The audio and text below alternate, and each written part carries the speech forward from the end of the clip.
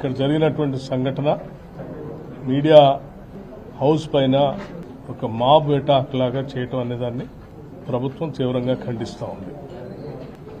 Media houses ద్వారా చెప్పేటువంటి విషయాలు కానీ జరిగేటువంటి చర్చలు కానీ అవన్నీ ప్రజాస్వామ్యయుతంగా జరగాలని ప్రభుత్వం భావిస్తూ ఉంది. ఒకవేళ అలా జరగట్లేదని ఎవరైనా భావించి ఒక కుట్రపూరితంగా జరుగుతున్నాయని మీరు భావిస్తే దానికి నిరసన తెప్పడానికి చట్ట ప్రకారంగా ఉండవలసిన వ్యవస్థలన్నీ ఉన్నాయి. ప్రజాస్వామ్యయుతంగా శాంతియుతంగా కూడా నిరసన తెలియజెప్పచ్చు. లేకపోతే ప్రభుత్వంలో ఉన్నటువంటి వ్యవస్థల దగ్గరకు వెళ్లి రిటర్న్ పూర్వకంగా దరఖాస్తు కూడా చేసి మాకేదో అన్యాయం జరుగుతుందని చెప్పొచ్చు. దానిపైన ప్రభుత్వాలు పరిశీలన చేసి న్యాయం చేసేటువంటి ప్రక్రియ ముందుకు పోయేటువంటి వ్యవస్థ ఈరోజు రాష్ట్రంలో పటిష్టంగా కొన్ని దశాబ్దాలుగా ఏర్పడి వ్యవస్థీకృతమై ఉన్నది. ఇక్కడ ఎంతో శాంతియుతంగా అభివృద్ధికి ఒక ఆనవాళంగా దేశమంతా హైదరాబాద్కి వెళ్లి చూస్తున్నటువంటి ఈ పరిస్థితుల్లో పెట్టుబడులు పెద్ద ఎత్తున రావాలని, తద్వారా హైదరాబాద్ నగరంతో పాటు రాష్ట్రం అభివృద్ధి చెందాలని ఓ పక్కన ప్రభుత్వం పెద్ద ఎత్తున ప్రయత్నం చేస్తూ ఉంటే, అటువంటి ప్రయత్నానికి ఇక్కడ శాంతి భద్రతలు విఘాతం కలిగిస్తూ రాష్ట్ర అభివృద్ధికి, హైదరాబాద్ నగర అభివృద్ధికి ఆటంకం కలిగేలాగా ఇటువంటి ఆకతాయ పనులు కానీ లేకపోతే దుశ్చర్యలు కానీ ఇటువంటి ఆర్గనైజ్ దాడులు కానీ ఇది రాష్ట్రానికి, ప్రజాస్వామ్యానికి, ఈ రాష్ట్ర అభివృద్ధికి ఆటంకం కలిగించేటువంటి విధానం. ఇటువంటి వాటిని రాష్ట్ర ప్రభుత్వం ఎట్టి పరిస్థితుల్లో ఉపేక్షించదు. చట్ట ప్రకారం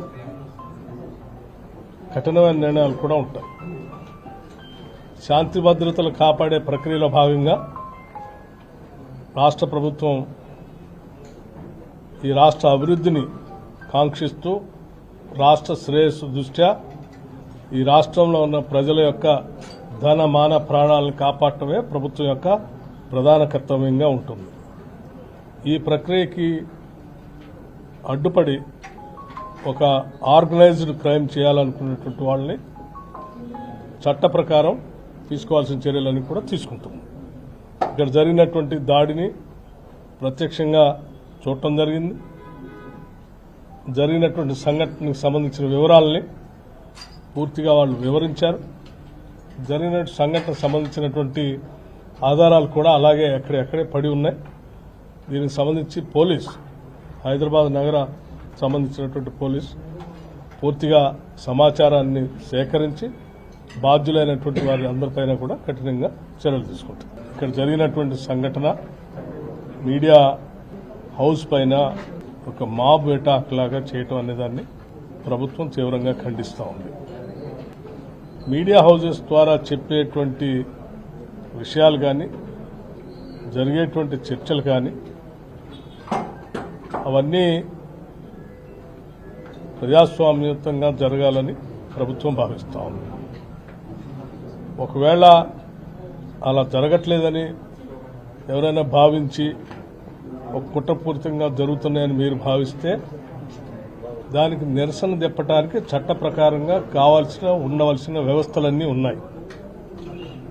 ప్రజాస్వామ్యయుతంగా శాంతియుతంగా కూడా నిరసన తెలియజెప్పచ్చు.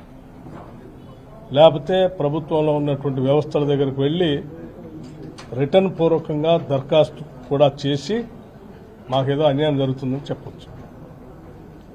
దానిపైన ప్రభుత్వాలు పరిశీలన చేసి న్యాయం చేసేటువంటి ప్రక్రియ ముందుకు పోయేటువంటి వ్యవస్థ ఈరోజు రాష్ట్రంలో పటిష్టంగా కొన్ని దశాబ్దాలుగా ఏర్పడి వ్యవస్థీకృతమై ఉన్నది. ఇక్కడ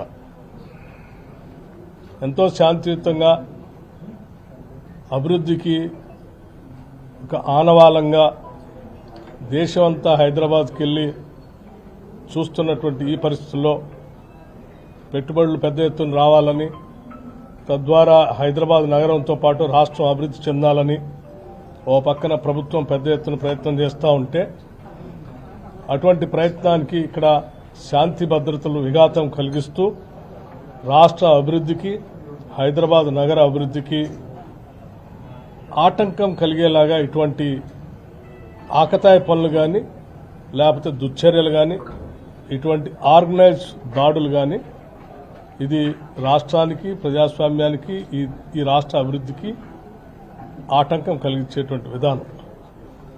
ఇటువంటి వాటిని రాష్ట్ర ప్రభుత్వం ఎట్టి పరిస్థితుల్లో ఉపేక్షించదు. చట్ట ప్రకారం కఠినమైన నిర్ణయాలు కూడా ఉంటాయి. శాంతి భద్రతలు కాపాడే ప్రక్రియలో భాగంగా రాష్ట్ర ప్రభుత్వం ఈ రాష్ట్ర అభివృద్ధిని కాంక్షిస్తూ రాష్ట్ర శ్రేయస్సు దృష్ట్యా ఈ రాష్ట్రంలో ఉన్న ప్రజల యొక్క ధన మాన ప్రాణాలను కాపాడటమే ప్రభుత్వం యొక్క ప్రధాన కర్తవ్యంగా ఉంటుంది. ఈ ప్రక్రియకి అడ్డుపడి ఒక ఆర్గనైజ్డ్ క్రైమ్ చేయాలనుకున్నటువంటి వాళ్ళని చట్ట ప్రకారం తీసుకోవాల్సిన చర్యలన్నీ కూడా తీసుకుంటాం. ఇక్కడ జరిగినటువంటి దాడిని ప్రత్యక్షంగా చూడటం జరిగింది. జరిగినటువంటి సంఘటనకు సంబంధించిన వివరాలని పూర్తిగా వాళ్ళు వివరించారు. జరిగిన సంఘటనకు సంబంధించినటువంటి ఆధారాలు కూడా అలాగే ఎక్కడెక్కడే పడి ఉన్నాయి. దీనికి సంబంధించి పోలీస్ హైదరాబాద్ నగర సంబంధించినటువంటి పోలీస్ పూర్తిగా సమాచారాన్ని సేకరించి బాధ్యులైనటువంటి వారి అందరిపైన కూడా కఠినంగా చర్యలు తీసుకుంటారు.